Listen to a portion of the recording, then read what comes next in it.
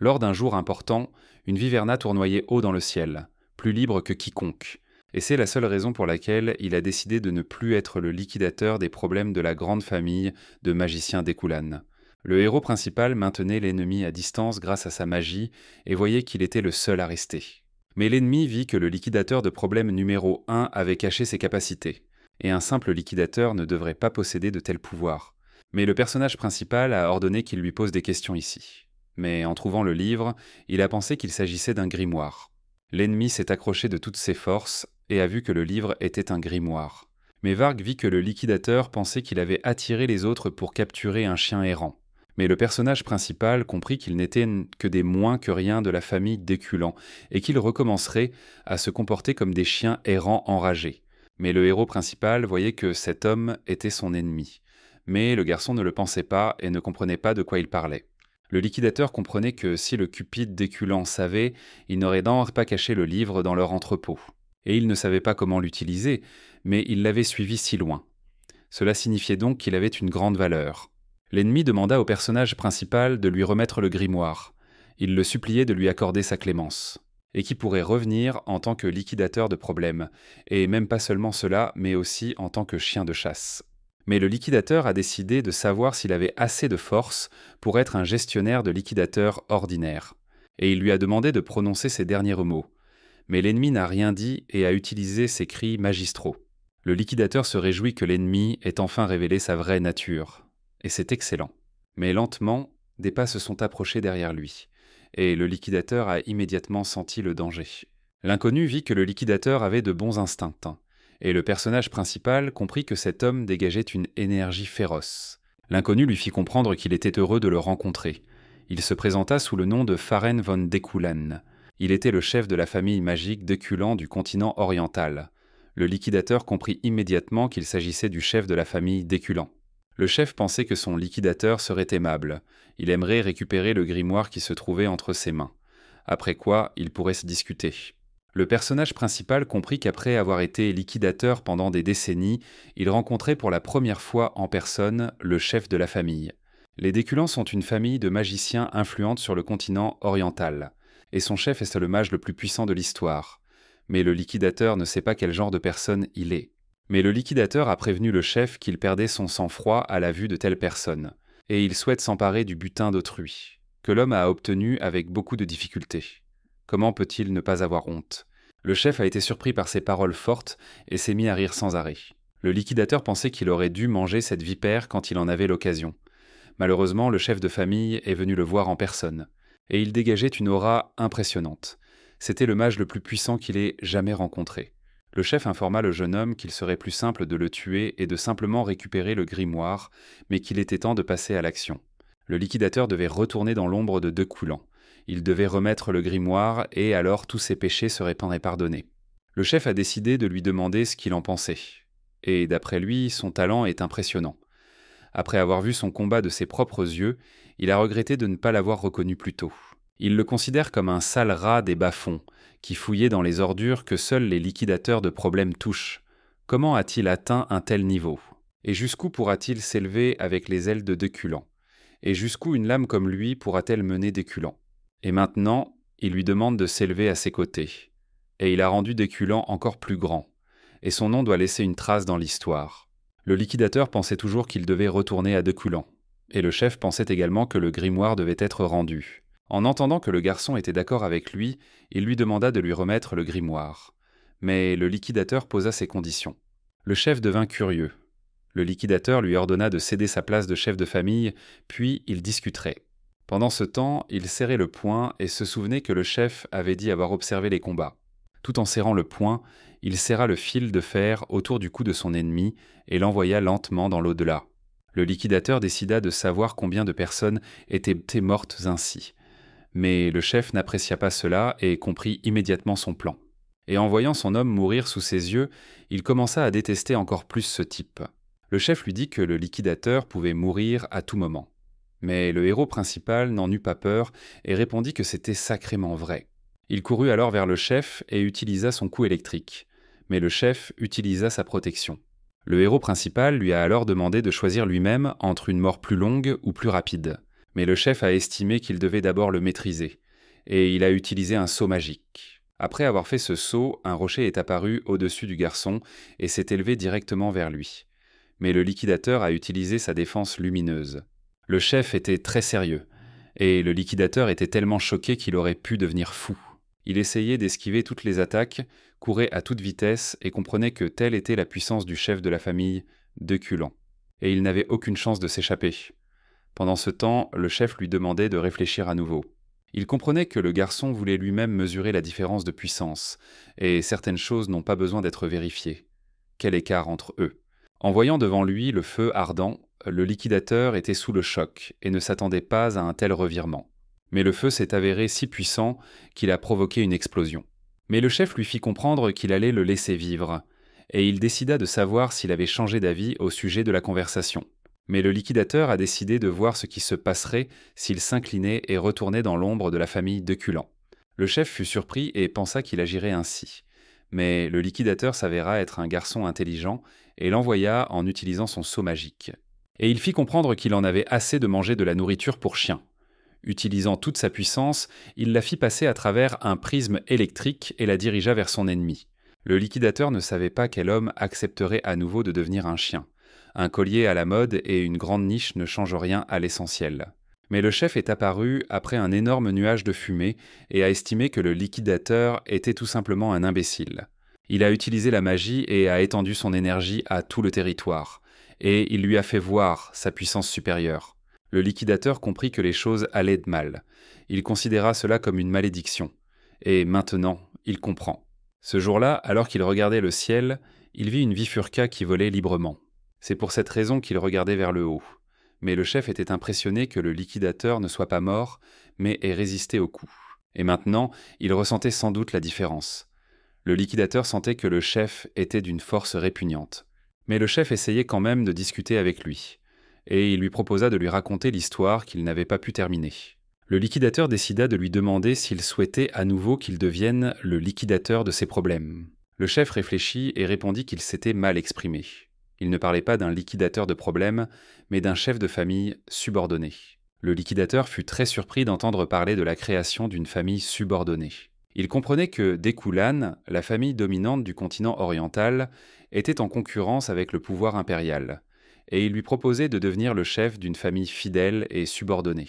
Et maintenant, le liquidateur comprenait quel était son objectif, mais le chef voyait que le garçon sous-estimait encore son importance, et lui-même occupait la première place. Le grimoire n'était qu'un désir secondaire. Le liquidateur prend sa décision et lui tend le livre. Le chef se réjouit et estime que le jeune homme a bien réfléchi. Désormais, tous ses péchés seraient en pardonnés. Avec Deculan, seule la gloire l'attendait. Mais au dernier moment, le liquidateur utilisa la magie du feu et commença lentement à brûler le livre.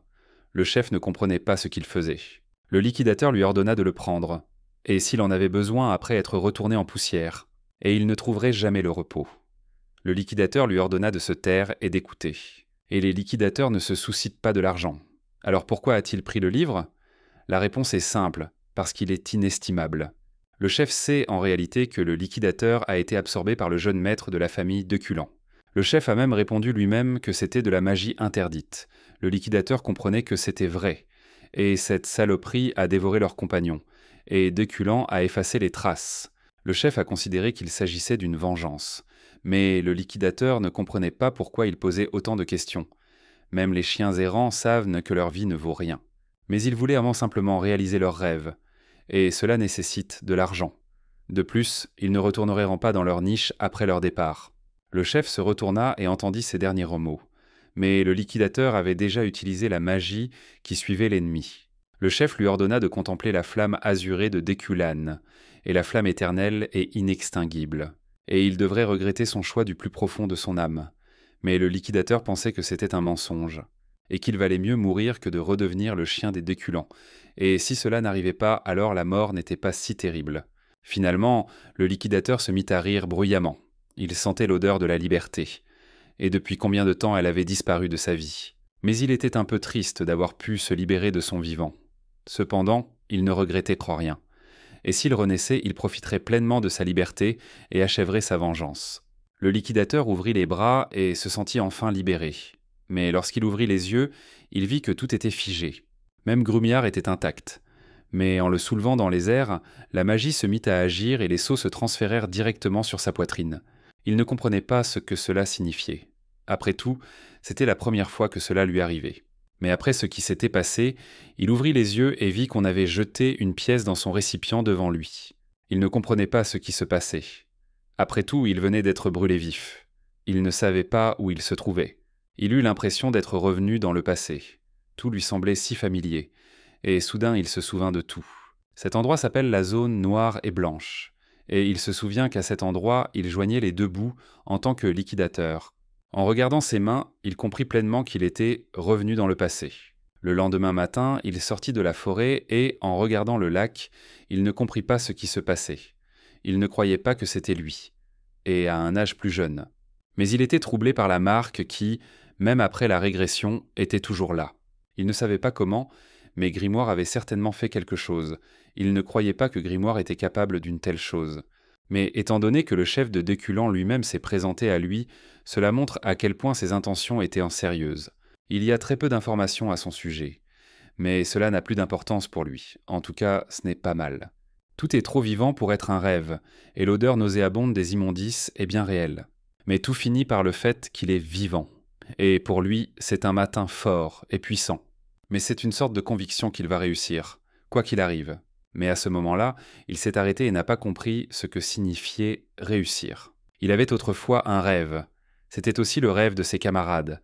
C'est la raison pour laquelle il a décidé de quitter son poste. Un camarade s'est adressé à lui et lui a confié que dans la zone noire et blanche, ils n'étaient rien d'autre que des vagabonds. Ils n'avaient ni vêtements, ni nourriture, ni éducation. Et il était curieux de savoir ce qui, selon lui, était le pire. Aster répondit que le pire était le manque de nourriture.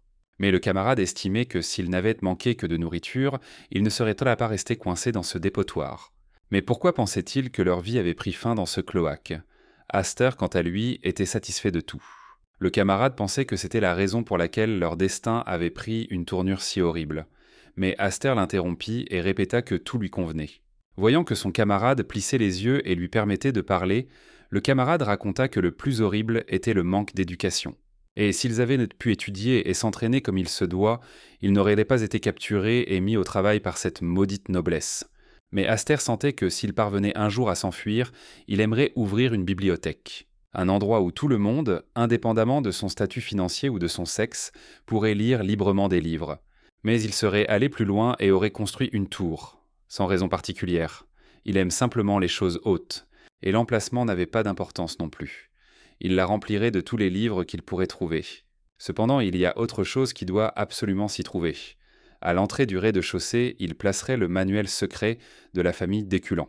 Et pour que même les gens du peuple de la zone noire et blanche, les crapules des familles nobles, les bouchers du marché, tous puissent pas le voir. Mais la couverture arborera l'emblème des Déculants, et à l'intérieur seront décrites des techniques plus précieuses que la vie humaine. Rien que d'y penser, il en salive d'avance. Mais il y a un problème. Où trouver ces techniques? Mais son futur lui s'en chargera. Quoi qu'il en soit, s'il diffuse partout les techniques secrètes des Déculants, ces salauds perdront tout. Rêvant, il ferma les yeux et savoura le moment. Mais soudain, un garçon lui donna un coup de pied en plein visage. Le garçon disait qu'il l'avait cherché partout. Il lui avait pourtant dit de rester assis, mais il l'avait finalement trouvé ici. Aster se couvrit le visage de ses mains et ne comprit pas qui il était. En plus, il l'attaquait. Il se souvenait qu'il était un liquidateur de problèmes, qu'il avait plus de combats à son actif que la plupart des gens, à l'exception des combats aériens. Aster ne se laissa pas humilier et attrapa son agresseur par la jambe. Le garçon fut surpris qu'on lui attrape la jambe. Aster dit que son agresseur l'avait frappé 7 fois. Il allait donc lui rendre 10 coups. Aster ne perdit pas de temps et lui asséna un uppercut en plein dans la mâchoire. Mais à la fin, il fut très surpris et ne comprit pas pourquoi son bras était cassé. Mais l'agresseur s'est mis en colère après cela et ne comprenait pas comment un morveux avait osé frapper son haine. Il est le plus jeune, mais il a essayé de frapper son aîné. Et apparemment, le gars a complètement perdu la tête. À ce moment-là, Aster ferma les yeux et ressentit une vive douleur dans tout son corps. Mais plus que son corps, c'était son cœur qui souffrait. Mais soudain, l'agresseur ne regarda pas où il mettait les pieds, marcha dans une crotte, glissa et tomba dans la rivière. Aster comprit immédiatement que c'était sa chance. L'agresseur se releva et lui cria après. le traitant de petit monstre. Aster comprit qu'il ne s'agissait pas d'une fuite. Il se souvint de son visage. C'était une retraite stratégique. Et il se souviendrait à jamais de ses 57 coups. C'était un liquidateur de problèmes expérimenté, un homme qui ne savait pas ce que signifiait abandonner. En entrant dans la ruelle, il se tenait les mains et voyait que tout allait mal, et il n'était pas du genre à tenir une poignée de porte à la main. Pour lui, c'est ridicule. Il s'est foulé le poignet d'un seul coup. Et son corps est incroyablement faible. Mais soudain, il a décidé d'oublier la tour, et avant tout, il doit remettre son corps en forme. De manière inattendue, un jeune homme s'approcha de lui et lui demanda s'il avait faim. Aster leva la tête et se demanda s'ils se connaissaient. L'inconnu répondit que non. Mais Aster en était déjà convaincu. Ses vêtements étaient usés et défraîchis, mais en même temps à la mode et coûteux. Il était probablement le fils d'un noble qui avait perdu la lutte pour le pouvoir et s'était enfui ici. En d'autres termes, une petite bombe à retardement ambulante. Soudain, l'inconnu se présenta et se nomma Damien, et sa mère s'appelait Bianca. Mais Aster s'en moquait, et il commença à avoir l'impression d'apprendre des choses qu'il n'avait pas besoin de savoir. Aster décida de lui demander s'il était attardé. Damien répondit qu'il n'avait pas de mère. Mais Aster s'excusa et lui dit qu'il n'avait pas non plus de père, et là, il eut le dessus. Quoi qu'il en soit, il était temps pour Damien de partir. Il décida qu'il ne fallait pas se mêler des bombes. Il valait mieux se débarrasser de lui avant qu'il ne devienne encore plus ennuyeux. Mais Damien ne partait pas et restait sur place. Aster décida de lui demander s'il allait partir. Mais le garçon répondit qu'il allait l'accompagner. Aster a pensé qu'il valait mieux le frapper une fois, et il lui a ordonné de dégager d'ici. Mais Damien tendit la main et voulut savoir s'il avait mal. Il décida alors d'utiliser ses pouvoirs pour l'aider. En voyant cela, Aster comprit immédiatement. Mais Damien lui fit savoir qu'il s'agissait d'une main guérisseuse. Mais Aster savait que ce n'était pas une main guérisseuse, mais la lumière de la guérison. Une technique secrète de la noble famille Blandot, vaincue par la famille Deculan. Et ses instincts de liquidateur de problèmes criant maintenant. Et il est entré en contact avec quelque chose de très nordique et de très dangereux. Mais il ne comprend pas que l'enfant Blandot a oublié dans la zone noire et blanche. Sa famille doit encore prospérer à cette époque. Damien a continué à le soigner et a entendu Aster l'appeler. Il s'est arrêté et a décidé de savoir pourquoi il l'appelait. Mais soudain, Aster se souvint que l'homme de la famille Blanco avait les yeux de couleurs différentes, et on l'appelle le monstre Blanco.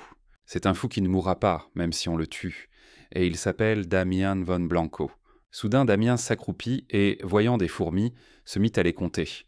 Aster le regardait et ne comprenait pas s'il faisait cela sérieusement. Mais il se souvint que lorsqu'il était liquidateur de problèmes, avant la régression, lors d'une journée blanche, il avait été envoyé sur le territoire de la famille Blanco sur ordre de Déculan. Aster comprenait que la famille Blandot aurait pu s'en sortir toute seule. Pourquoi les appeler précisément eux ? Mais le camarade ne comprenait pas ce qui se passait dans la tête des classes Branin supérieures. Il avait entendu dire qu'un certain monstre vivait dans la famille Tube Blandot.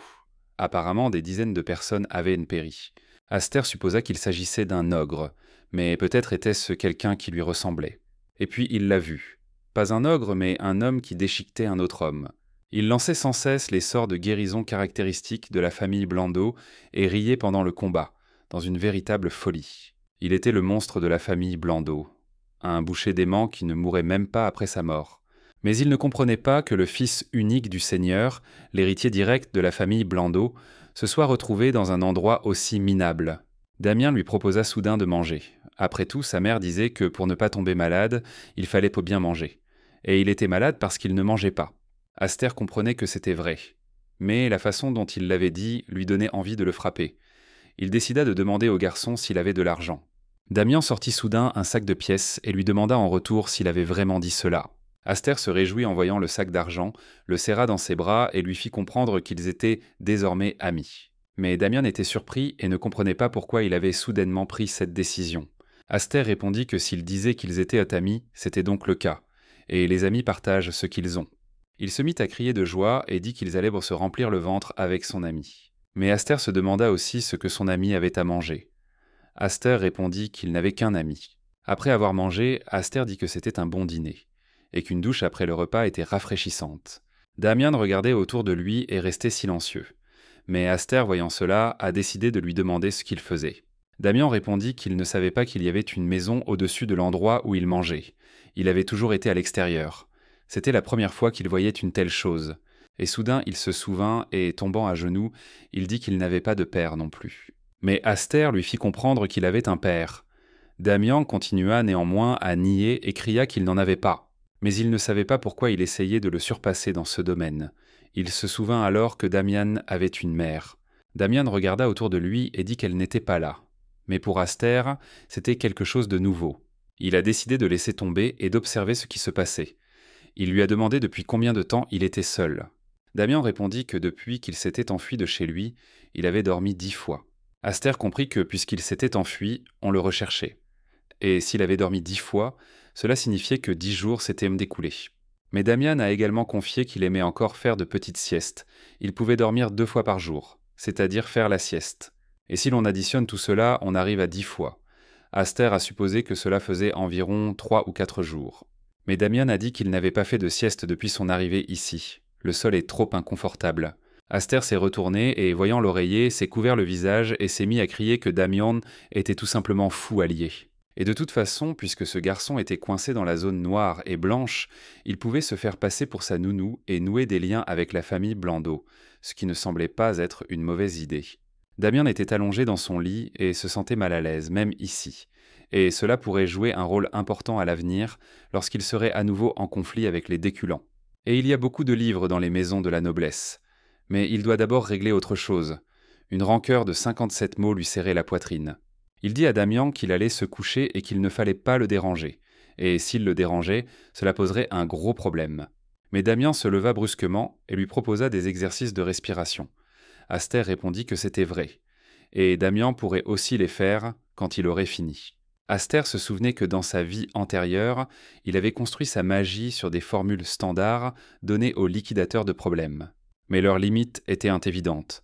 C'est pourquoi il s'était introduit dans les maisons de plusieurs familles nobles et avait volé leur technologie. Une fois, il a même failli être tué. Les arts secrets qu'il a finalement maîtrisés. Le corps renforcé du chevalier, les arts spirituels. Mais malgré tout, la force qu'il a rencontrée juste avant de mourir était une catastrophe totale. C'est pourquoi, cette fois-ci, il va étudier l'art fondamental de la famille Déculant, l'art de la source céleste, la racine de toutes les techniques de Déculant, capable d'harmoniser la mana de tous les éléments. Il l'avait appris pour ses recherches, et maintenant cela lui était utile. Il utilisa l'activation de la technique de respiration. Mais soudain son sceau se mit à briller, et il commença à sentir en lui un feu semblable à de la lave en fusion.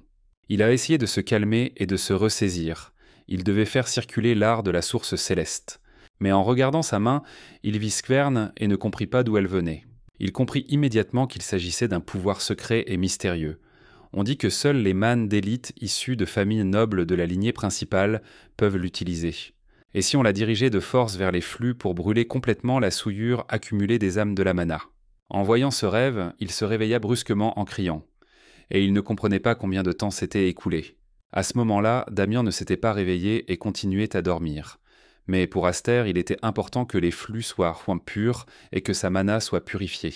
Et ce niveau de pureté pouvait être supérieur à celui de sa vie antérieure. Mais il serait tout de même impossible de vaincre Déculan, même s'il renaissait des centaines de fois. Cependant, une chose était claire pour lui. Ses chances avaient augmenté. Le liquidateur de problèmes n'abandonne jamais, même dans les situations où les chances de succès sont presque nulles.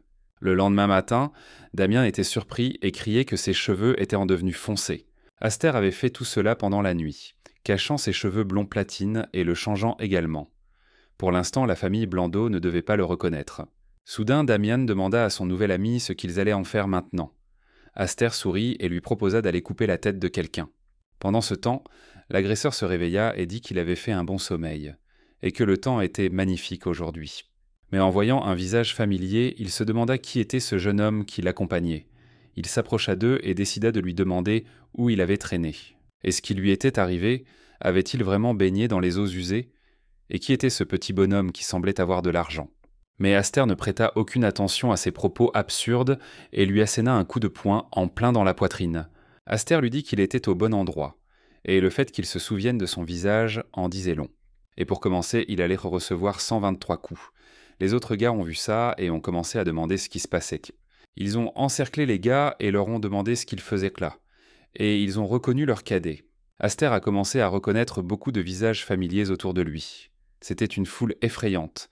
Et maintenant, il allait voir jusqu'où il pouvait aller aujourd'hui. Aster a commencé à s'amuser à fond et à frapper tous les gars qui s'approchaient à moins d'un mètre de lui. Il était très heureux de cette situation et ne pouvait s'arrêter, même pour une seconde. Damian était surpris que son ami ait enveloppé son point d'énergie magique. Et il frappait rapidement. Il criait que c'était génial. Mais Aster avait le temps de lui parler et lui dit ce qu'on dit généralement dans de telles situations. « C'est trop cool. » Damian l'écouta et répéta après son ami. Soudain, l'un des garçons tomba devant lui, inconscient. Damian a décidé de l'aider car il ne voulait pas le voir souffrir. Il a utilisé son pouvoir de guérison. Le garçon le remercia pour son aide. Mais Aster l'attrapa et décida de savoir combien de coups il avait reçus. Après cela, Aster l'a fait s'accroupir et a commencé à le frapper avec une bûche. Mais ensuite, il lui a demandé combien il en avait compté. Le garçon avait tellement mal qu'il avait même oublié le compte. Soudain, Aster s'est adressé à son ami.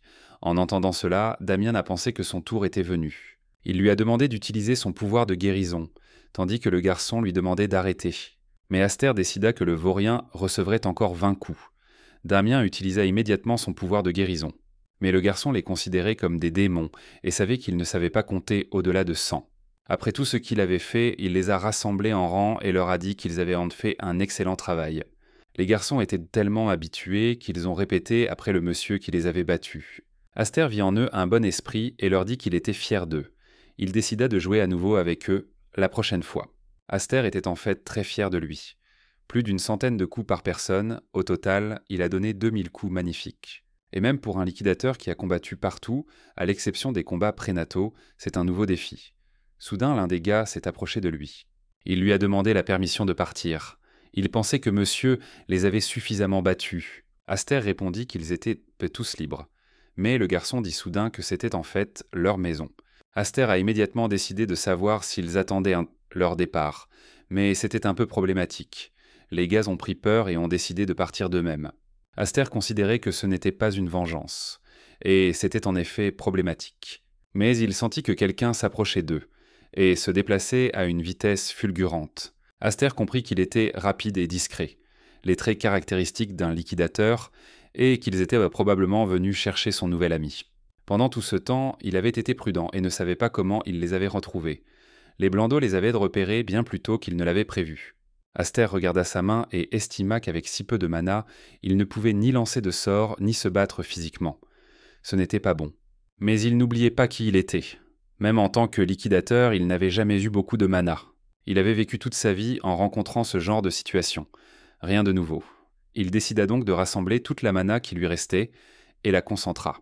Aster rassembla toute sa mana en un seul bloc et décida que cela devrait lui suffire. Il a visé la cible idéale pour son ennemi et a compris qu'il n'avait qu'une seule chance. Mais avant d'avoir pu tirer, il vit son ennemi tomber à genoux. Cet homme s'est immédiatement tourné vers son jeune maître. Damien, en le voyant, fut choqué et comprit qu'il s'agissait d'Alfred. Alfred commença à raconter qu'ils avaient cherché le jeune maître pendant très longtemps. Et où avait-il vécu pendant tout ce temps? Il n'avait pas pu fermer l'œil de la nuit, tant il était inquiet. Mais Damien le supplia de le laisser partir. Mais Alfred répondit qu'il ne pouvait pas faire cela. Tant qu'il ne serait pas rentré chez lui, il ne le laisserait pas partir. Sinon, il serait obligé de le tuer. Damien disait qu'il ne reviendrait jamais. Aster comprit à ce moment-là que sa fuite loin de sa famille n'était qu'une fugue impulsive. Alfred prit Damian sous son aile et s'excusa pour cette scène déplaisante. Il s'est présenté et a dit qu'il était le majordome de la famille Blando. Et apparemment, le jeune homme avait beaucoup apprécié Aster. Et si son ami n'y voyait pas d'inconvénient, pourrait-il les raccompagner chez eux? Aster se mit immédiatement à penser à la maison des Blando. Il savait que la noblesse méprisait généralement la saleté et évitait le petit peuple. Il ne pouvait tout simplement pas comprendre ses motivations. Mais cela n'a plus d'importance. Il souhaitait tout de même nouer des liens avec les Blando. Il contrôle le passage vers la ville de Azen. Et c'est là que se trouve la meilleure académie de toute la région orientale de Zénion, ainsi que sa bibliothèque incomparable. Et comme il a pour objectif de construire une bibliothèque de haut niveau, une visite là-bas ne peut pas faire de mal. Aster répondit qu'il considérerait cela comme un honneur. Alfredo prit le monsieur par le bras et lui dit qu'il avait préparé une carte et demanda à son ami de patienter. Aster comprit que cela l'éloignait légèrement de son objectif final, qui était de construire la bibliothèque, mais cela n'avait pas d'importance. Tout est bien qui finit bien. Et revêtu fièrement de ses habits, il décida d'aller voir de ses propres yeux si la nourriture était bonne chez les bandos. Quelques heures plus tard, Alfredo annonça qu'ils étaient arrivés à destination. C'était la maison de la famille Blondeau.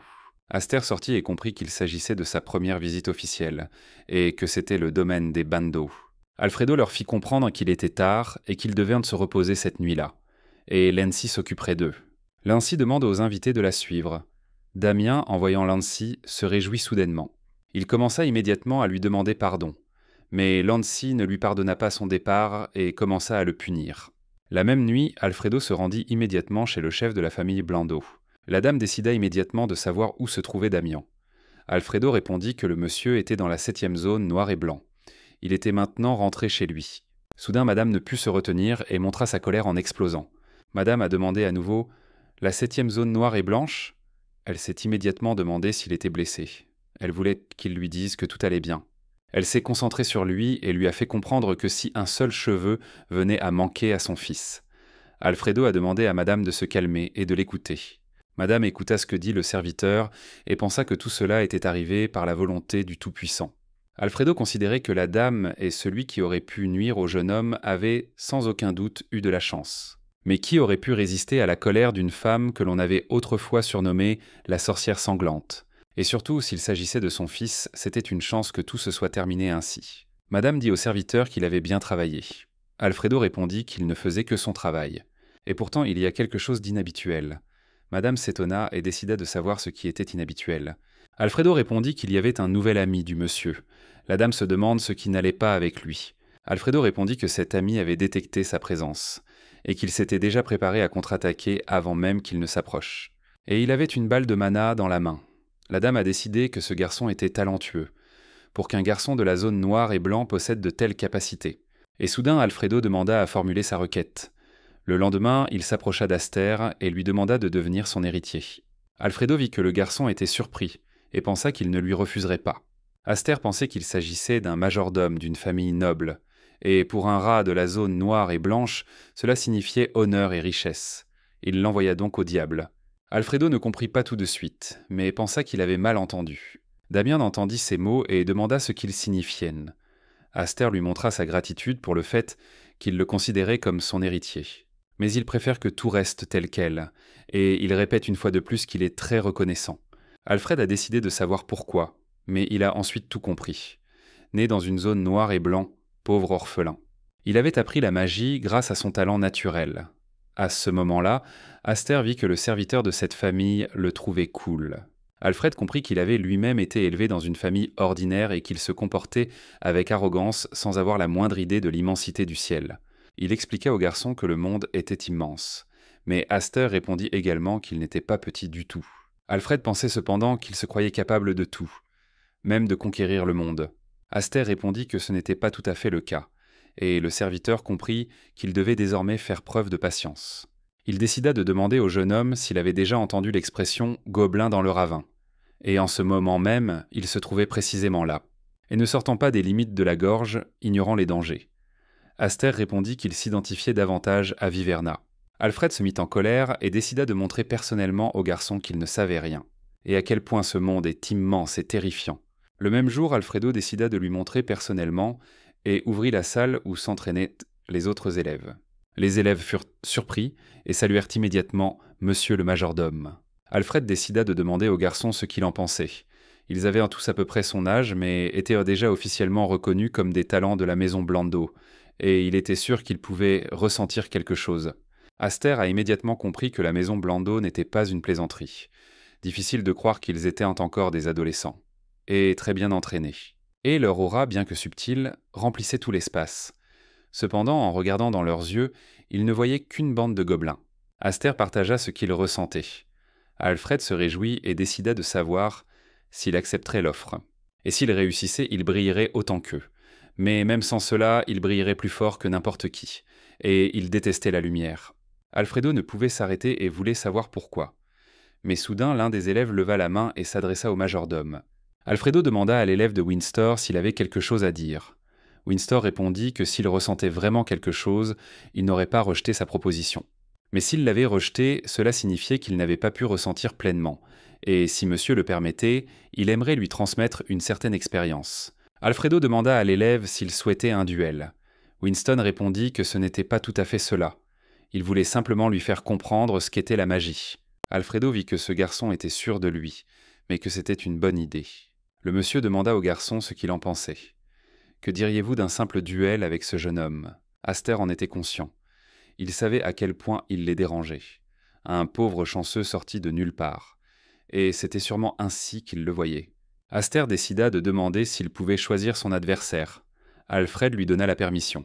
Aster commença à montrer contre qui il allait se battre, et il allait immédiatement affronter 5 élèves. Mais voyant la peur dans leurs yeux, il leur ordonna de mourir. Alfred fut surpris, mais se mit soudain à rire. Il comprit que c'était précisément cet état d'esprit que devait posséder son héritier. Il décida de demander au garçon s'il était capable d'assumer la responsabilité de sa décision. Certains pourraient dire qu'il avait insulté la maison de Blando. Aster répondit qu'il assumerait cette responsabilité.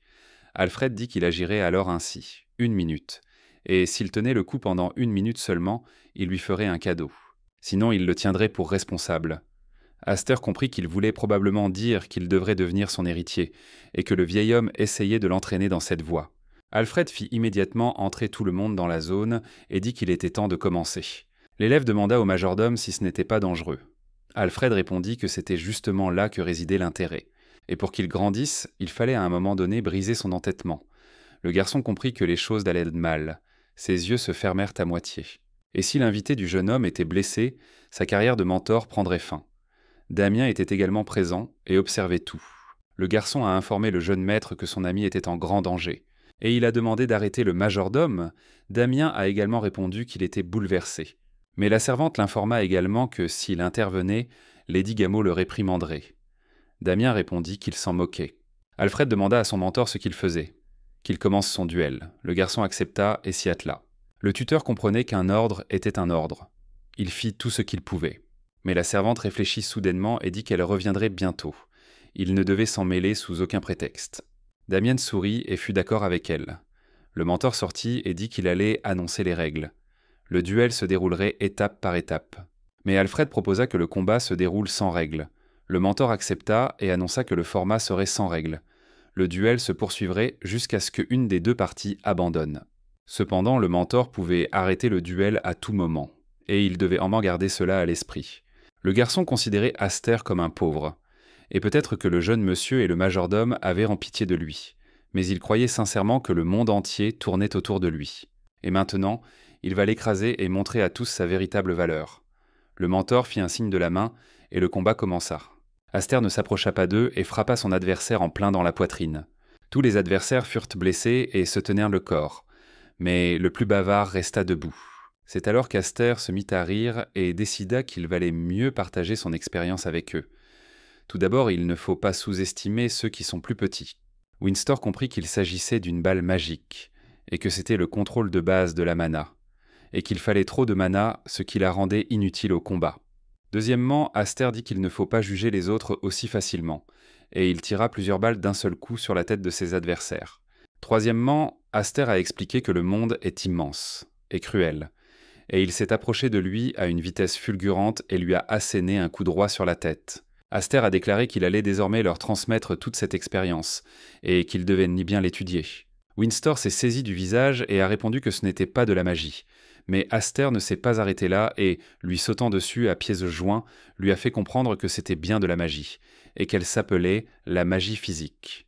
Tout le monde était sous le choc et n'en croyait pas ses yeux. Un nouveau venu battait des élèves qui s'entraînaient là depuis plusieurs années. Alfredo se demanda avec curiosité combien de fois ce garçon l'avait comprimé pour libérer autant de boules magiques, et à en juger par sa puissance, elle devait être comprimée au moins 4 ou 5 fois. Et s'il l'avait lancée à ce moment-là, cela aurait été très grave. C'est une véritable maîtrise naturelle de la mana. Et surtout, où avait-il appris à battre les gens ainsi? Ils étaient tous à côté de lui comme des petits-enfants. Damien ne resta pas à l'écart et, acceptant sa mana, décida de les soigner pour qu'ils ne souffrent pas. Mais soudain, quelqu'un s'est approché d'Alfred, et c'était Lady Gameau. Le mentor fut également surpris que Lady Gameau vienne elle-même, et Lady Rancy vint également à leur secours. Lady Gameau a décidé de savoir ce qui se passait ici. Alfred a répondu qu'il voulait simplement faire un test. Gameau était surprise et ne comprenait pas de quel test il s'agissait. Et il appelle ça un test, mais elle a vu son fils soigner les élèves blessés et en faire trop. Elle lui ordonna d'abord de dire à tous les élèves d'arrêter.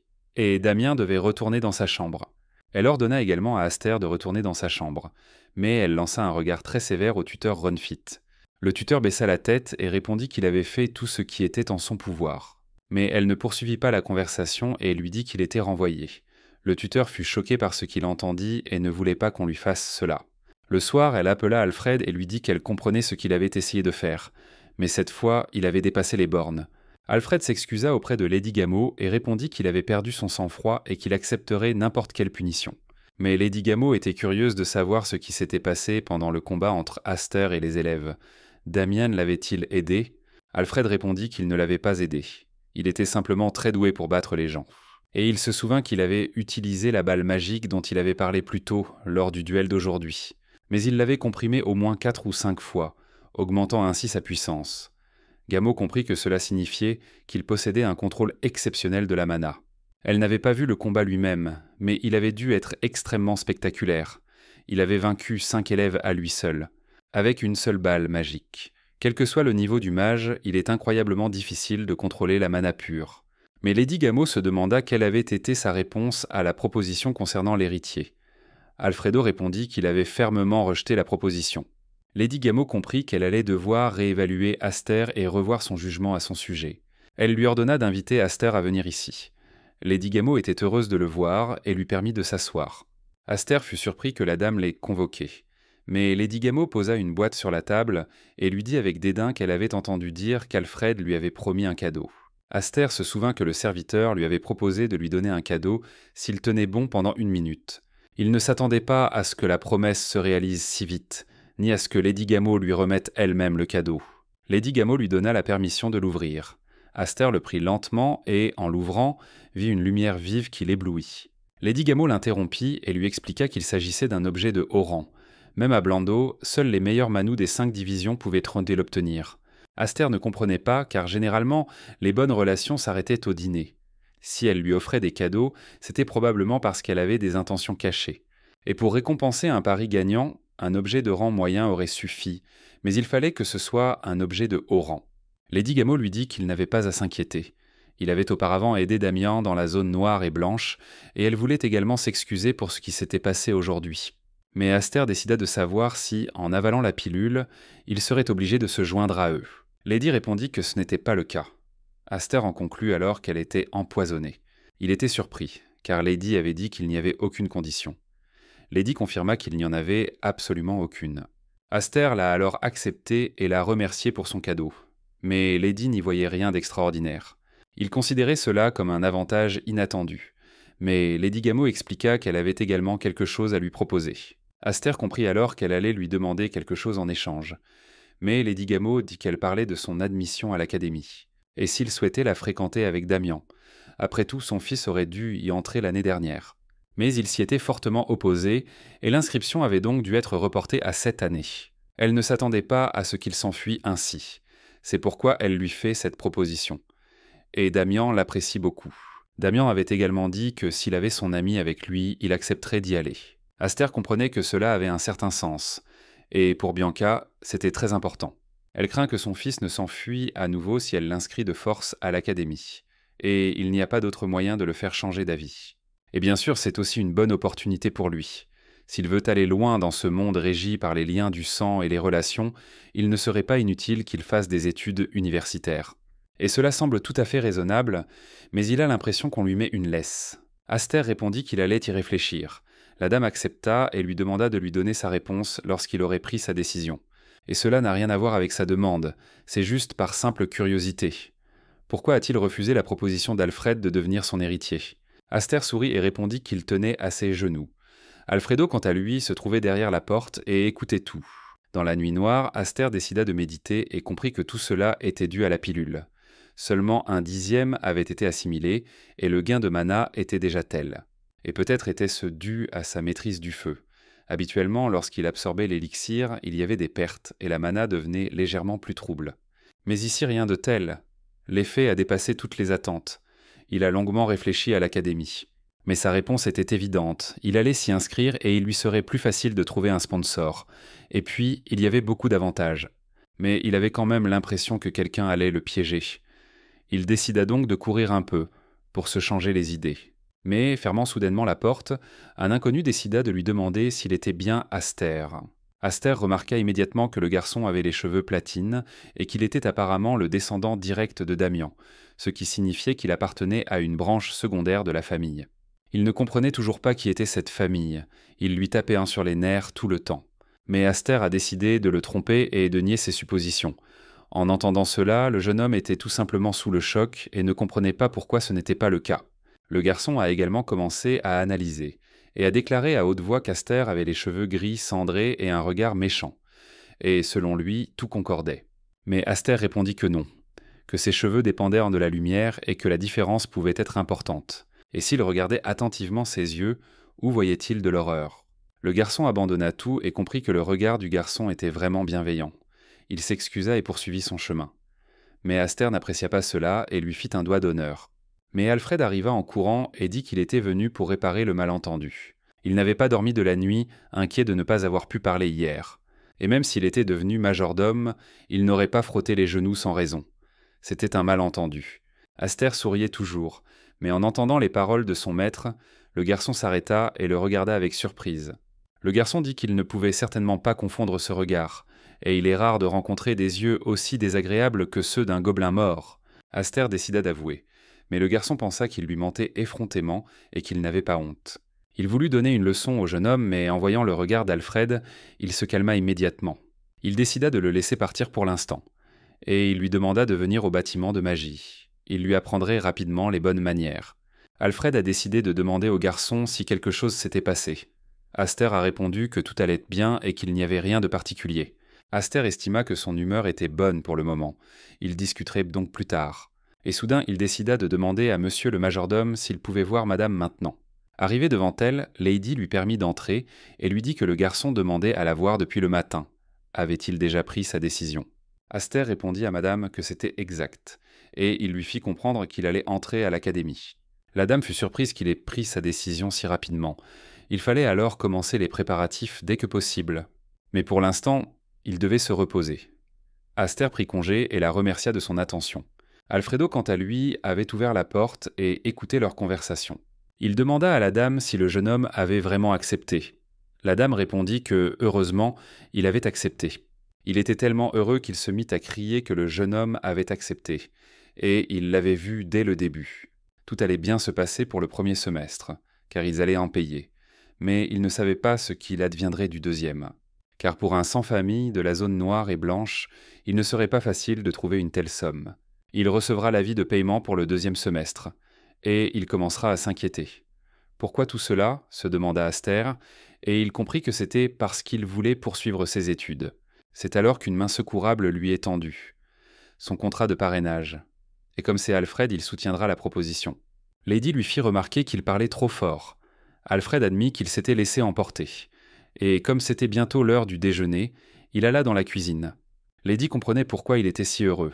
Il avait essuyé tant de refus dans ses élans amoureux, et voilà enfin une chance. Et en ce sens, la proposition de l'Académie est pleine de failles.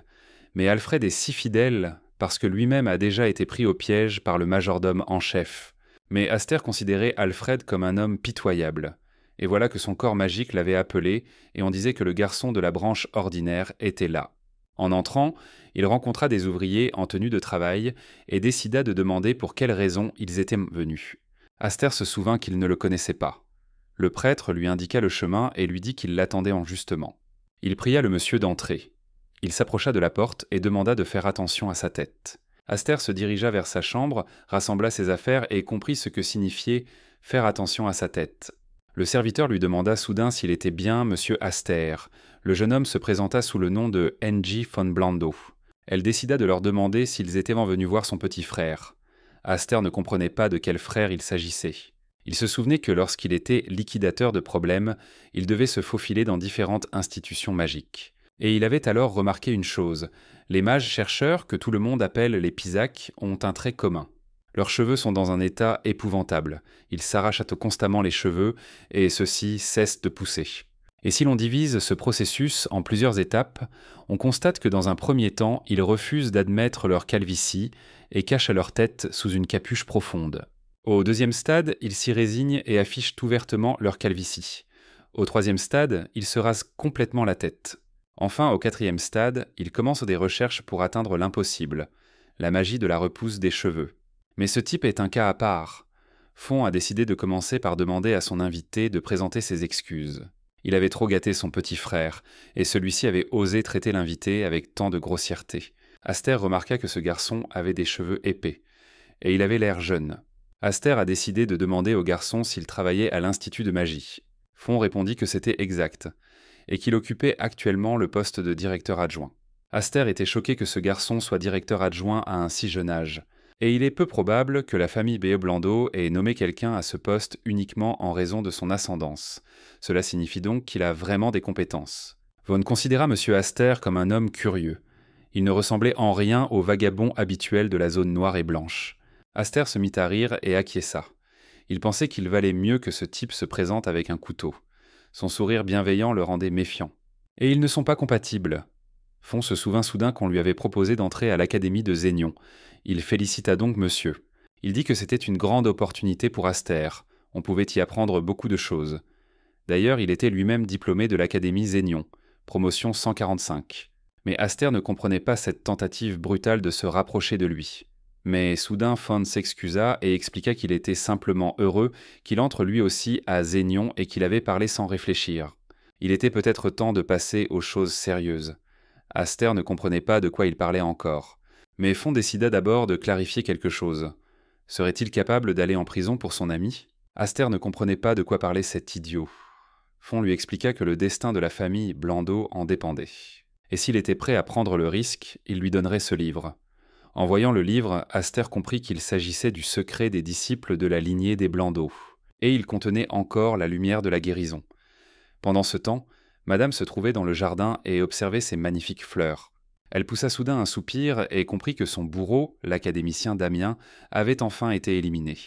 C'était un véritable poids en moins sur son cœur. Mais elle considère qu'Aster est une perle rare. Il a du talent et un caractère agréable. Alfred disait cependant qu'il était parfois insolent, voire grossier. Mais à cet âge, c'est naturel. Et ce qui lui plaisait le plus, c'était que, même en connaissant les origines de Damien, il restait ferme, sans flagornerie. C'est en cela qu'il est différent. C'est pourquoi il mérite qu'on s'intéresse à lui. Mais c'est aussi pour cette raison qu'il ne s'attachera probablement jamais à personne. Et il sera toujours libre comme un oiseau. Il existe différentes façons de retenir les gens. Il faut réfléchir à celle qui lui conviendra le mieux. On ne peut pas laisser échapper une personne aussi précieuse pour Damien, mais Aster ne comprenait pas vraiment pourquoi Blando lui transmettait cet enseignement secret. Et il ne comprend pas où est le piège, des yeux purs et transparents, et c'est pourquoi il est impossible de les lire. En général, qu'ils soient bons ou mauvais, les yeux trahissent en quelque chose. Mais ici, comme chez un meurtrier, pas l'ombre d'une émotion. En d'autres termes, il porte un masque, et un masque tel qu'il ne connaît probablement pas lui-même son vrai visage. Fon dit qu'il ne fait pas cette proposition à la légère. Il ne faut pas se précipiter pour obtenir la récompense la plus proche. Aster répondit qu'il lui répondrait, et il vit que la gêne avait disparu. Mais il décida ensuite de ne rien dire. Il comprenait que, puisqu'ils étaient déjà dans le même bateau, il était inutile de se tortiller. Mais il a dit que si Fon avait une demande, il pouvait la formuler, et qu'il l'écouterait, mais que s'il en avait la force, il le ferait. Sinon, il refuserait. Fon décida de lui demander, même si le simple fait de le savoir pouvait lui coûter la vie. Et s'il refusait, il pourrait le tuer. Aster n'avait pas peur et lui dit de le tuer. Il ne mourait qu'une seule fois, pas deux. Et soudain il se rendit compte qu'il était mort 2 fois. Soudain Fon utilisa ses pouvoirs et, grâce à sa magie, tout vola en éclats sur la table. Mais le sang continuait à couler lentement dans son verre, le remplissant jusqu'au bord. Mais Aster n'a pas eu peur et l'a regardé droit dans les yeux. Mais Fon s'est arrêté et a estimé qu'il ne pouvait pas rivaliser avec lui. Monsieur Aster réussit donc l'épreuve. Il allait lui parler franchement.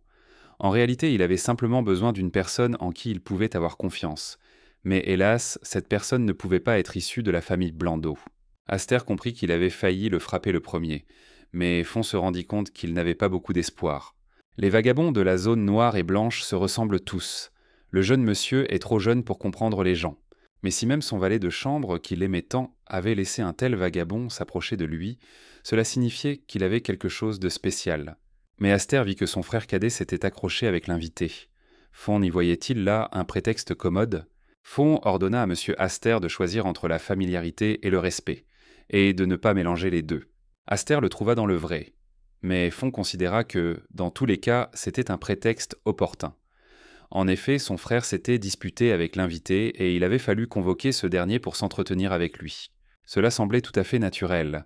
Aster comprenait que tout était logique. Le directeur adjoint de l'Institut de magie avait-il besoin d'un prétexte pour le convoquer ? Fon se mit à sourire et informa le jeune homme qu'il avait deviné juste. Il lui était difficile d'agir en premier. Mais il devait tenir compte du fait que les querelles familiales au sein de la famille Blando n'étaient pas des liens solides. Mais Fon lui dit qu'il était sous la surveillance de la famille de Culan. Aster fut surpris et décida de lui demander pourquoi. Fon répondit que, puisqu'il avait dit qu'il se moquait de leur vie, il allait parler franchement. Mais il n'avait pas l'intention de le tuer. En fait, il étudie actuellement la technique secrète de la famille de Culan, et il semble que cela ait été découvert. Et le garçon sait de quoi il s'agit. Un enseignement secret accessible uniquement aux déculants de sang. Mais il a réussi à l'obtenir par des moyens détournés. Mais Aster a levé la main et lui a demandé d'arrêter. Comment cet homme, qui aurait dû mourir depuis longtemps, a-t-il survécu ? Et si le garçon l'avait étudié au nom de Blando, il aurait certainement cherché un moyen de le contrer, n'est-ce pas ? Fon répondit que tout cela était très juste. Les découlants manquent de bon sens. S'il s'était contenté de rechercher des failles, lui, le directeur adjoint, aurait été tué depuis longtemps. Mais Aster raconta qu'au début, il voulait vraiment seulement étudier les moyens de neutralisation. Mais Fon partagea ce qu'il avait vu ensuite. La technique est à la base de tous les enseignements secrets des déculants, et ceux-ci recèlent une méthode qui permet de dépasser même l'idéal. Et il n'a plus pu s'arrêter. Et maintenant, M. Aster comprend ses sentiments. Aster était sous le choc et pensait que ce type n'était pas simplement fou. Il avait complètement perdu la tête. Et est-ce qu'il étudie vraiment ces choses au sein de sa famille ? Après réflexion, il s'est rendu compte que tout concordait parfaitement. Dans une vie antérieure, les déculants avaient détruit la famille Blando. L'incident était lié aux recherches de Henji sur la nouvelle formule céleste. Et ce Faren avait misé le destin des déculants pour écraser les Blando précisément à cause de cela. Et dès le début, il avait vu le potentiel de la nouvelle formule céleste. Et la raison pour laquelle il était incroyablement puissant. Aster réfléchit intensément et n'entendit plus rien autour de lui. Von s'adressa à lui et décida de savoir s'il avait des regrets. Il fallait effectivement voir les choses en grand dans cette affaire. Mais Aster décida de mettre fin à la conversation et demanda pourquoi il le cherchait. Von répondit qu'il n'avait pas informé sa famille de ses recherches sur la formule céleste. Il semblait que Blando lui avait assigné un espion, mais il n'arrivait pas à le démasquer. Mais Aster lui dit que si des recherches secrètes avaient été divulguées, n'y avait-il vraiment personne à soupçonner ? Par exemple, le secrétaire. Von comprit que cela ne pouvait pas être le cas.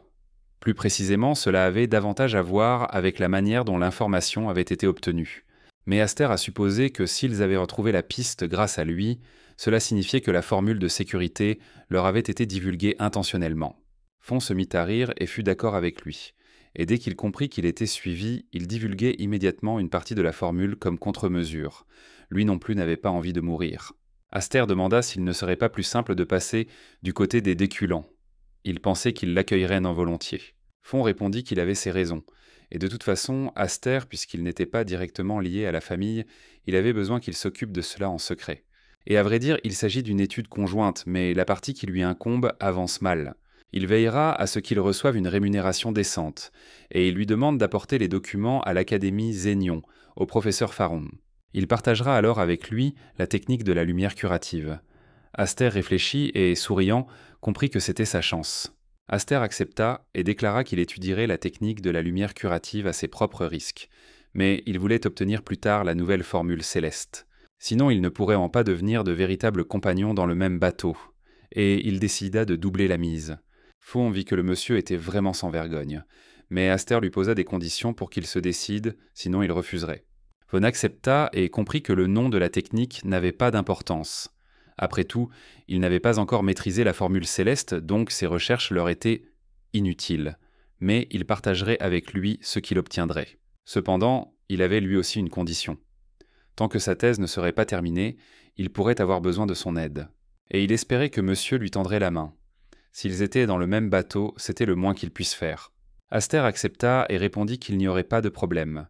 Il l'aiderait pour tout ce qui concernait la recherche. Et il lui dit qu'il ne savait pas lire. Après lui avoir rendu la feuille, il la lui reprit soudainement en disant qu'il avait plaisanté. Mais Fon estima qu'il n'avait non seulement aucune honte, mais aussi aucun sens de l'humour. Aster prit le papier et décida de voir s'il pouvait faire confiance au professeur. Fon raconta que depuis leurs années d'études jusqu'à leur poste d'assistant, ils s'étaient en disputé la première et la deuxième place. Mais la compétition prit fin lorsqu'il retourna dans la famille Blandot. Aster comprit toutefois qu'il était tout de même le plus fort, ou peut-être était-ce simplement son imagination. Et maintenant, il comprenait que le monde allait vraiment à volo. Il y avait un autre fou comme lui à l'académie. Le soir même, Aster rentra chez lui et sortit tous les livres. Il comprit que le garçon avait tout rangé dans une poche spatiale pour ne pas se faire prendre. Mais il ne comprenait pas pourquoi il en avait tant. Soudain, parmi tout ce bric-à-brac, il aperçut une étrange lettre blanche.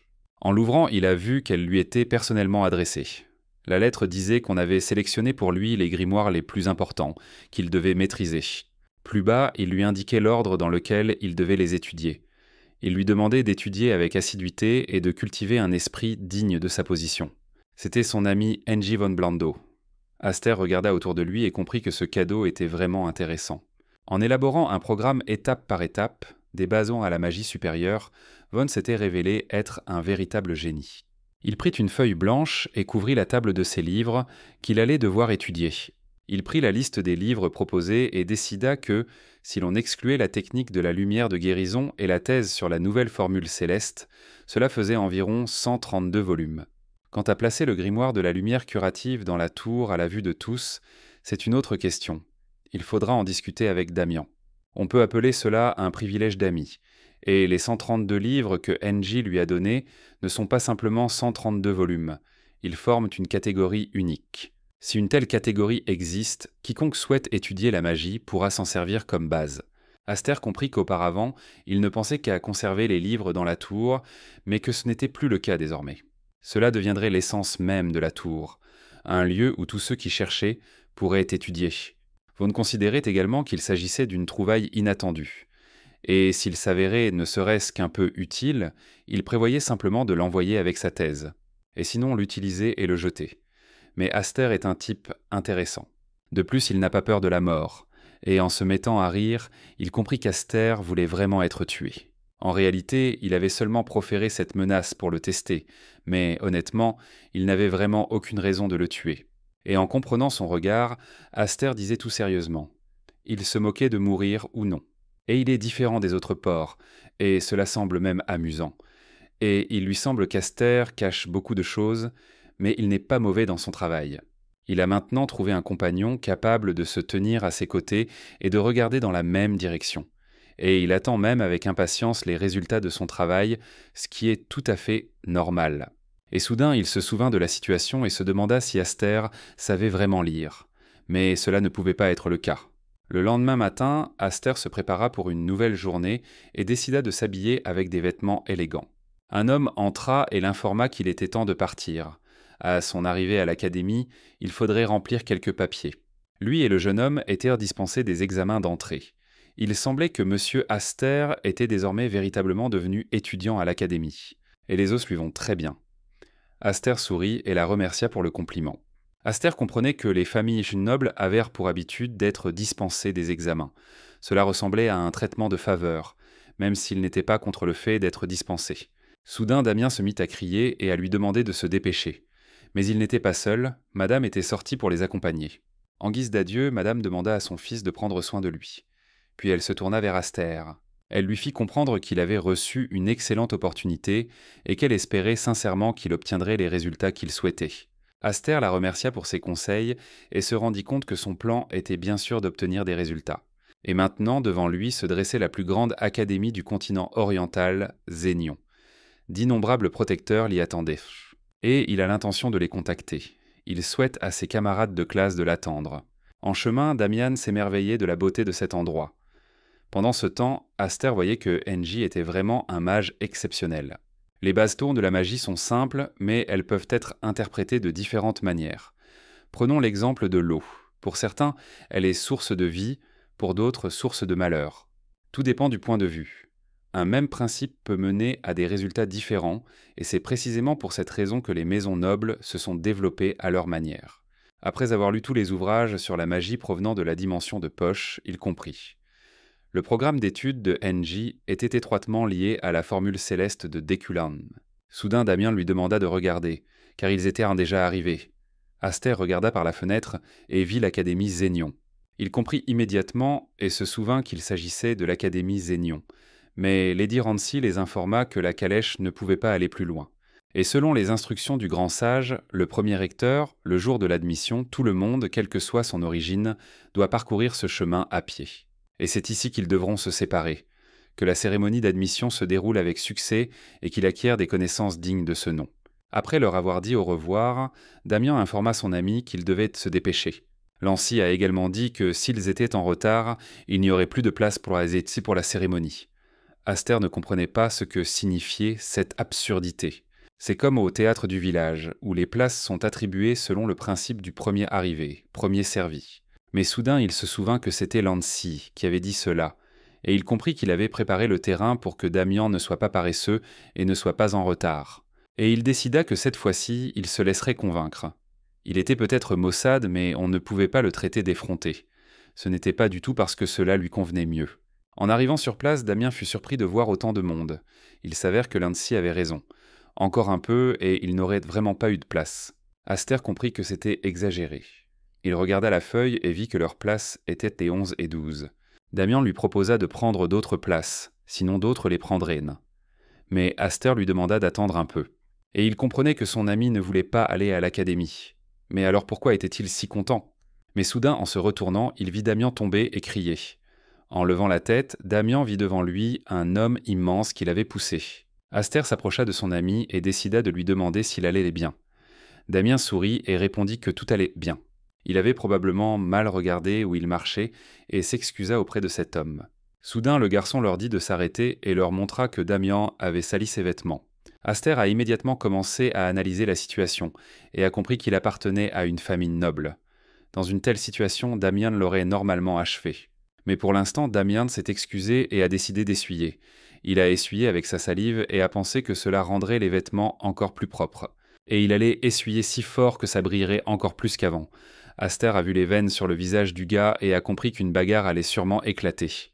Mais le garçon n'a pas tenu le coup et, après avoir frappé Damien à la tête, il lui a ordonné de dégager. Mais Aster a vu cela et, voyant le coup venir, s'est approché et a arrêté son poing en lui disant de ne pas faire de bêtises. Peut-être qu'il s'arrêterait là. Le jeune homme fut surpris et décida de savoir qui il était. Damien lui dit immédiatement que c'était son ami. Le garçon s'est calmé et a pensé que tout le monde n'était pas prêt à prendre un coup pour un ami. Mais aujourd'hui, il regrettera ce choix. Aster comprenait qu'il ne serait pas possible de se lier d'amitié avec tout le monde dès le premier jour. Et il voulait en fait dire qu'il n'en resterait pas entre les pas au mot. Les élèves se sont immédiatement rassemblés et ont crié qu'une bagarre allait éclater. Mais ils ne savaient non pas qui ils étaient, Hans. Quelqu'un a répondu qu'il s'agissait apparemment de membres de la famille d'Olanf. Ils voyaient les autres pour la première fois. Ils ont commencé à analyser qui allait gagner. Quelqu'un a dit qu'il fallait vaincre Dolanfe. Et ils disent qu'il y a un gars très fort parmi les nouveaux cette année. Mais soudain, le chef est arrivé et a décidé de savoir ce qu'il faisait là. Il a vu que quelqu'un se battait déjà. Les garçons ont demandé s'ils pouvaient les séparer. Le garçon a répondu que bien sûr. Et tant qu'il n'y avait pas eu de malheur, cela leur permettrait de se battre plus facilement. Qu'ils ordonnent aux garçons de s'écarter. Et que le vieil homme, qui est aussi un mage, crée un champ de protection. Les gars se sont tous rassemblés et ont utilisé leur pouvoir pour créer un champ de protection. Ils les ont encerclés et ont crié qu'ils avaient un peu tout misé sur Ixter, et les 2 autres tickets pour la nourriture. Le garçon frappa du poing et se présenta comme étant Ixter, le 2e fils de la glorieuse lignée des Dolanfe. Il demande à son adversaire de se nommer. Aster répondit qu'il ne pouvait pas se vanter d'appartenir à une grande famille comme son adversaire, et qu'il pouvait le considérer comme un simple passant. Ixter fut surpris et comprit qu'il n'était pas issu d'une famille noble, mais cela n'avait plus d'importance. Et pour un mage, un endroit aussi exigu n'était pas avantageux, c'est pourquoi il lui céda généreusement le premier coup, et lui ordonna d'attaquer. Aster sourit à ce moment-là et le considéra comme un clown. Il dit que celui qui parle le plus est celui qui ne veut pas résoudre le problème avec des mots. Et, retirant sa cravate, il décida de demander à son adversaire s'il avait peur. Mais Ixter se mit en colère et se précipita pour l'attaquer à main nue. À ce moment-là, Aster resta immobile et ne bougea même pas, se contentant de détourner la tête pour ne pas être touché. Mais Aster l'informa qu'ils étaient 2 contre lui. et, saisissant l'occasion, il lui donna un coup de poing de toutes ses forces en plein dans la barbe. En voyant cela, Ixter a compris qu'il pouvait encaisser autant de coups qu'il voulait de la part d'un étudiant de la faculté de magie. Projeté à plusieurs mètres, il sentit le poids du coup de poing. Il pensa alors que ce type était un mage. Mais Aster se mit à marcher vers lui pour terminer ce qu'il avait commencé. Ixter remarqua alors qu'une magie curative apparaissait près de son visage. Il se retourna et vit que c'était le garçon qui l'avait poussé qui la lançait. Il ne comprenait pas pourquoi il faisait cela, mais il se rendit compte que ce type venait d'une famille noble. Mais Aster ne s'est pas arrêté et a continué à l'attaquer avec ses poings puissants. Aster a dit qu'il avait le temps de regarder autour de lui. Ixter a commencé à se protéger des coups, mais cela ne l'aidait en rien. Ixter voyait que l'un le frappait et l'autre le soignait. Damian était heureux à ce moment-là et profitait de l'instant présent. Il trouvait cela fou, son cœur battait même la chamade. Mieux valait encaisser les coups et s'évanouir. Soudain, il ressentit de la peur et recula d'un pas. Les gens commencèrent à lui demander ce qu'il faisait. Ne les épargne pas. Ils ont commencé à le soutenir et à crier qu'il était l'espoir des combattants au corps à corps, et qu'ils ne croyaient qu'en lui. Ixter ne pouvait pas bouger et ne savait pas quoi faire. Tout le monde le regardait. Il était tellement en colère qu'il ne comprenait pas ce qu'il faisait et se jeta directement sur lui avec ses poings. Mais Aster esquiva et considéra que ce n'était pas un mauvais coup. Ixter lui demanda de ne pas oser l'ignorer. Et il libéra sa magie avec son coup. Les élèves s'en réjouirent et attendirent enfin ce même Ixter. Il commença à sentir que le coup était direct. Mais pourquoi était-il si facile, se demanda Ixter. Aster a réussi à esquiver tous ses coups et a fait plusieurs roulades en arrière. Il se remit sur pied et dit que ce n'était que de la poussière. En voyant cela, Ixter se mit encore plus en colère et courut attaquer encore 2 fois. Mais Aster resta sur place et observa ce que son adversaire allait faire. Il remarqua que Damian soignait ce type tout le temps, et pour en finir, il fallait le mettre KO d'un seul coup. Il décida de voir si cela suffirait à le mettre hors d'état de nuire. Il concentra alors sa magie dans sa main.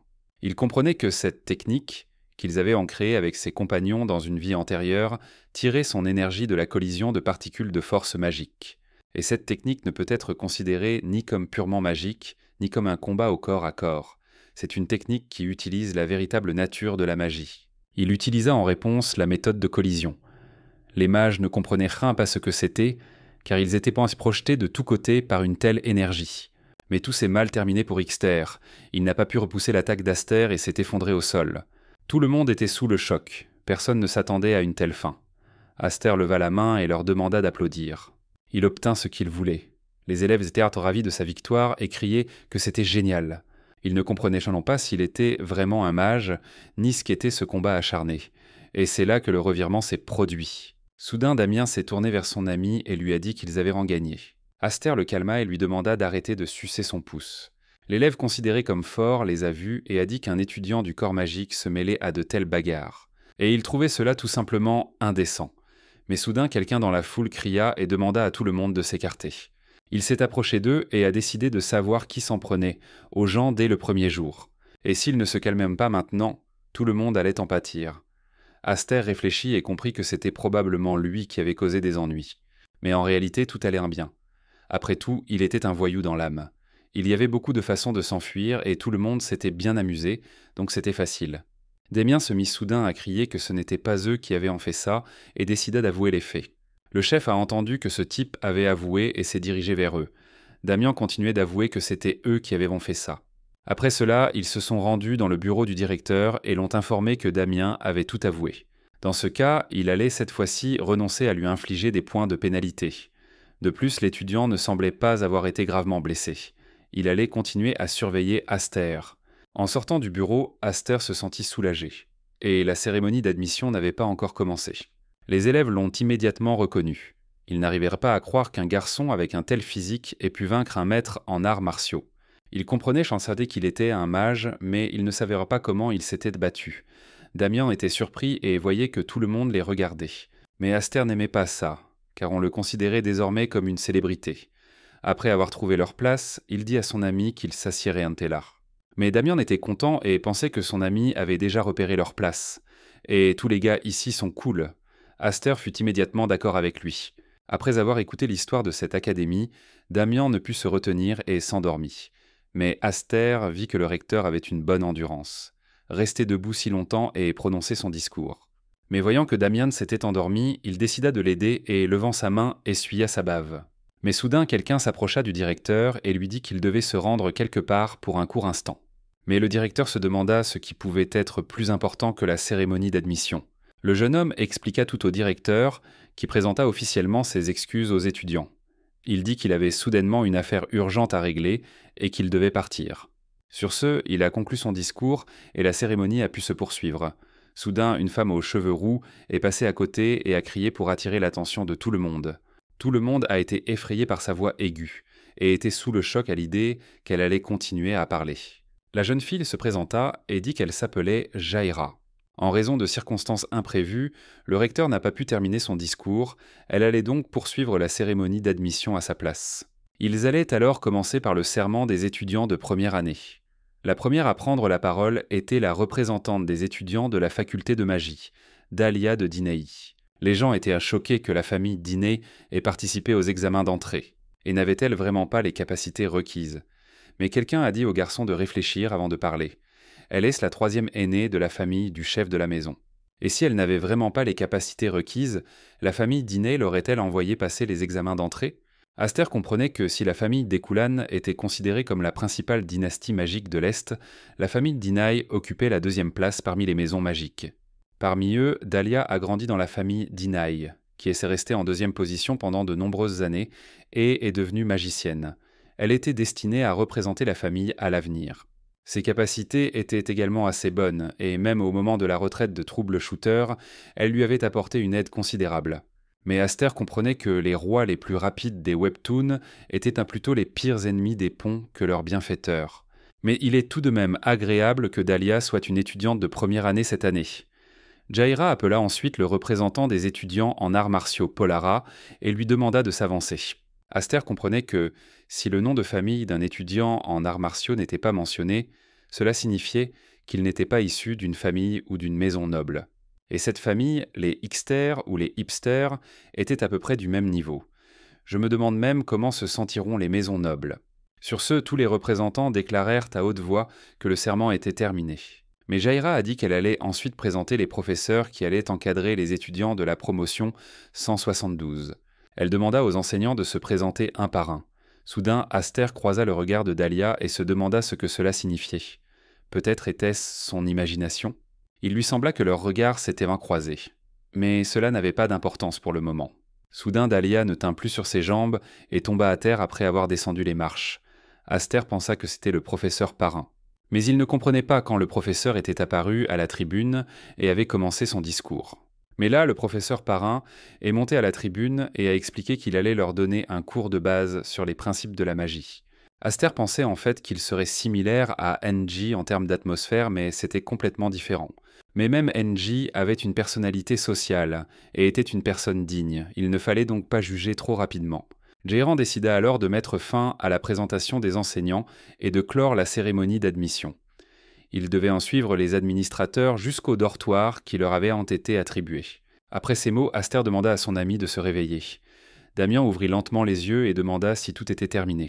Aster répondit que non, qu'il avait été surpris en train de dormir et qu'il avait été renvoyé. Ils devaient maintenant rentrer chez eux. En entendant ces mots, Damian fut tout simplement sous le choc et, pris de panique, se mit à crier. Mais le lendemain, Aster ne s'attendait pas à ce que Damian crie aussi fort à cause d'une petite blague.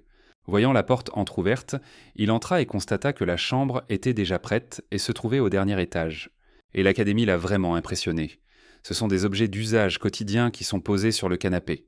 Et il semble que tous les étudiants aient reçu les mêmes objets pour les utiliser. Même les petits objets reflètent immédiatement le statut social. Mais avec le temps, chacun achètera ses propres affaires. La porte s'ouvrit soudainement et un garçon entra. Aster pensa que c'était son voisin. Aster se souvenait qu'il s'appelait Polar, et pour une raison quelconque, il lui semblait qu'il le regardait de travers. Le garçon leur demanda de se comporter le plus discrètement possible, et il se moquait bien de ce que ferait Aster.